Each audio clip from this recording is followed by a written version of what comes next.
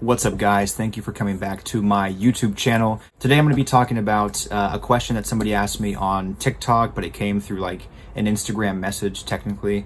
The question is, how familiar should a tour manager be with a band or artist's technical items, like the production, the backline, any kind of SFX, etc.? How much should a TM realistically know about this stuff for the band or for the artist? And first, I just want to say thank you for asking that question. It's a great question, and I would love to get more questions from you guys. So if you have any about the music industry or about tour life or about bands or anything in that realm of conversation, please put it in the comments below. And of course, if you guys want to watch more videos, please subscribe to the channel. Please follow me on Instagram and on TikTok. It's the same username everywhere, at Alexi Wayman. So in this video, I'm going to talk about how familiar a TM should realistically be with a band's technical production items. I'm going to start by saying what my general belief is to answer this question, because I do have just one blanket answer that I'm going to give you, and then I'm going to give you supporting reasons and examples for why I believe that. And again, guys, if you have questions, if I don't mention something, or if you want me to elaborate on something, please put it in the comments. So my personal belief, and I've said this before in my other videos and on TikTok and Instagram, is that a tour manager is essentially like a jack of all trades on the tour. And I do not believe in white glovers. I believe that a tour manager specifically should absolutely know everything about the tech, so that they can make the best decisions possible for the band and for the show, and for a variety of reasons, which I'll get into in just a second. But in general, yes, a tour manager should know pretty much everything about the tech, to as far of a degree as makes sense for that tour.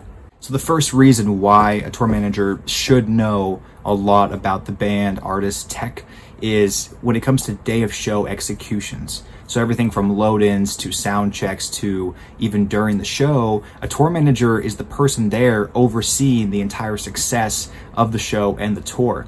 And sure, a lot of bands on tour will have a variety of techs with them. They'll have stagehands, they'll have audio techs, SFX techs with them. Not every band will have that, but even those that do, there are moments where you or I as a TM will find myself in a situation where there's nobody around to help, and you, if you're a TM, have to know how to get through that. It also makes everything go so much faster. It makes the load in 10 times faster if you can be up there knowing exactly what does what and why it's there. Same as the sound check, you can troubleshoot issues on the fly. And of course, during the show, if you're on stage with your artist or side stage and something goes horribly wrong and your guitar technician isn't there, you can jump in and fix that guitar, or fix the Apollo, or fix the SPD, or whatever is happening. You can jump in and fix it.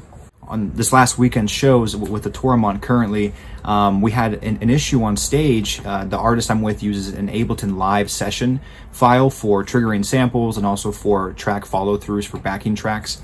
And there was an issue where microphone 2, it's a wireless microphone running through a receiver into a UAD into Ableton, and then out into the house. There was an issue where the microphone from the beginning just had this crazy amount of reverb on it. And from first glance, you would look at that track and you wouldn't see any indication of a reverb being too wet or even on for that matter. What turned out happening was that there were two different tracks. There was a dry Vox track, a dry Vox channel, and there was a wet Vox reverb bus. And for some reason, that microphone output was being routed into both of those tracks, and then both of those tracks were sending out into the house. So essentially, no matter what we did to the dry Vox, the reverb bus was still on the whole time. So we had to change the routing so that it was only going to the dry Vox and not to the reverb bus. And because I was on stage and because I'm familiar with Ableton and this artist's particular setup, I was able to quickly diagnose that and fix it so that the artist didn't have to go the entire show with this crazy wet reverb. Which, worst case, I mean, that show could have been compromised if that wasn't fixed. The second reason why a TM should in fact be very familiar with a band's or an artist's technical needs, technical production, SFX, etc., is because it benefits the budgeting and the settlements. Knowing which gear your artist or band needs, how much it costs, and what it does will give you a lot of financial power when coming to things like budgeting and your settlements. For example, knowing which backline your band absolutely needs and what it can afford. Does your band absolutely need to use this particular backline item at each show? If there's a cost from the promoter, maybe you can bypass that cost by bringing your own because it's cheaper to fly with. You have to be able to assess what the need of that particular item is for the band and what it does. And in some cases, there could even be workarounds to make things happen without that particular backline item that you need to be aware of, or that I, as a TM, or whoever's watching this that wants to be a TM, needs to be aware of. This also pertains to any kind of SFX like pyro, CO2, etc. I'll give you an example. Last year I was on tour in a city, and we were looking at SFX options. We wanted to bring some CO2 to the show to really give it that next level production.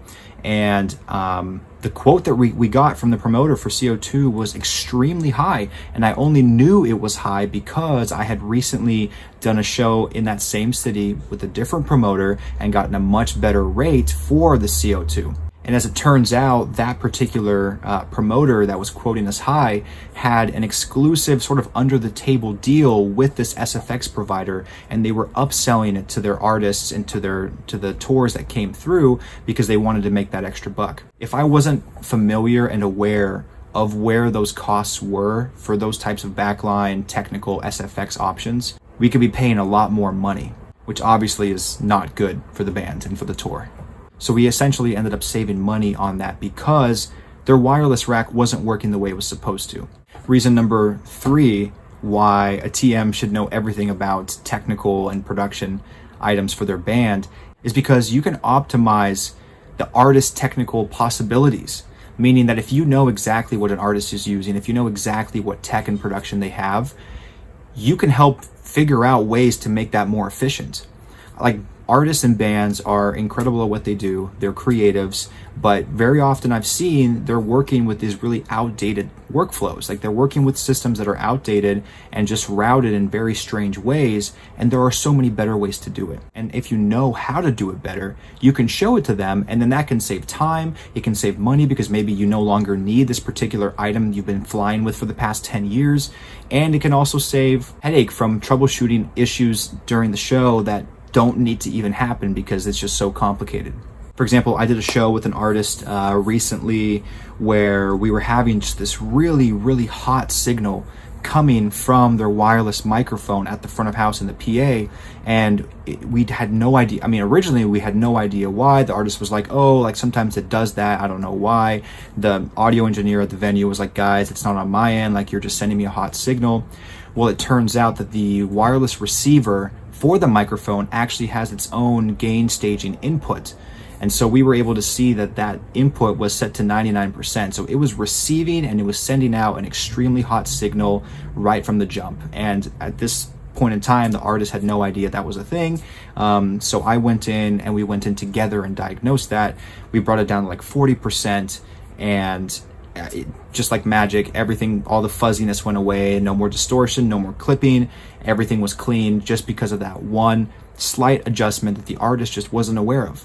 And as a TM, because I was able to troubleshoot and diagnose the technical steps, the gain staging that was required to get that sound to the PA, I was able to solve that issue for them, and now they know moving forward that they shouldn't stage their receiver that high.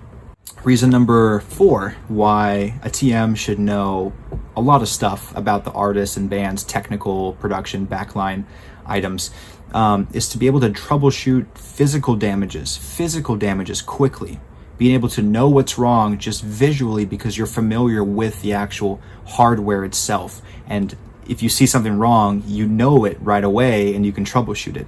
I'll give you an example. Recently, I was opening up a flight case. We had a flight 8, and I noticed that the Apollo, the UAD, had some sort of damage to it. Like the physical components on the front of the Apollo were damaged, and it didn't necessarily affect the Apollo's ability to work the way it's supposed to, but I was able to kind of backtrack and figure out that damage was caused by TSA because they opened up the case, they were checking it obviously for security purposes, and when they put it back on or something, they put it in the wrong way and it caused a piece of the front panel to chip off and break. And the reason why it's good that I caught that is because within a few days, I filled out a damage claim report with the airline, and they actually then contacted TSA and confirmed that there was that thing did happen. And they pretty much gave us a reimbursement for it, just financial reimbursement for the damages of that particular device. And I filled out that form within like 2 days of opening up that case and seeing it, because I knew there was something wrong with it. An artist maybe would catch on to that eventually, but they may not be as inclined to go through the steps of filling out that paperwork to get the claim as I would as a TM, because I want the band to make money, I want the band to get the money they're owed, and I want us to have a great show. Another example is actually on that same Apollo, because security and then the airline also kind of messed around with the bag a little bit, or with the case. There was a TRS cable that was snapped off, and it was embedded and stuck in one of the output channels of the Apollo. In fact, it was stuck in our output channel 8. And so the moment I opened that case and saw that we could not use channel 8, I had to then go to our input list, go to our front of house engineer, and pretty much repatch that part of the show, because we had in channel 7 and 8 a left and right stereo split for the backing vox and for a percussive element that the artist had. We had a stereo mix for it. So we had to then consolidate it into a mono signal on channel 7 and not use channel 8 entirely. Because I opened it up and saw it right away, we were able to catch that, so we wouldn't have to go through all these steps of trying to figure out why isn't this working, blah, blah, blah, blah, blah. And the fifth reason why a tour manager should know a lot of stuff about the artist band's technical production items is because it helps the venue technicians. Like a venue front of house guy, venue techs, they don't always know your gear. Obviously, they're there, they know their venue's gear hopefully pretty well, but they don't always understand what you're sending to them. And if you can help educate them as a TM, as a tour manager, you can help set them up for success, for a faster load in, better sound check, and more efficient troubleshooting during the show if something goes wrong. For example, with one of the bands I toured with recently, the bass player uses a haptic transductor, which if you don't know what that is, that's totally fine, because not many people do. It's basically a physical pad that the bass player stands on in order to feel the bass frequencies, and it runs with an XLR to the sub cabinet versus like to the front of house or to a monitor mix or anything. And we had a show with one technician who just had never seen one before, and they were trying to figure out, do they need to patch this? Does that run into like a front monitor wedge? Is it powered, etc., etc.? And I was able to show it to him in real time to save their time, and also to help them understand what it does, and to kind of, ease their pain and concern with them thinking they had to like do anything with it, because basically it's our own thing. But if I hadn't known what that item was and I hadn't explained it to the technician, they may have spent more time trying to figure out how to patch it into their list. Is it a monitor? Is it not a monitor? Etc. So yeah, there you go. That's those are a few reasons why I believe a tour manager should be very well acquainted with an artist's or band's technical items. Technical writers typically go over all of these things, and maybe I'll do a video further explaining how I create a technical writer to kind of speak to all these points. But this is more of an overview video of like, how familiar should a TM be with the band artist tech? The answer is very familiar. And if I missed something, guys, please let me know in the comments. I'm sure in my crazy head I missed something, or maybe I didn't speak about something enough. Please leave a comment. I would love to hear what your thoughts are. I would love to comment and chat with you guys. And also, if you have questions about TMing, or if you're interested in working with me on a tour, I do have contact info in my link tree, which is going to be in my social media bios. There might even be one on YouTube here as well in my whatever about section, I guess. But give me a shout. I'm always happy to advise and give some help to bands on the road, or bands that are looking to get onto the road.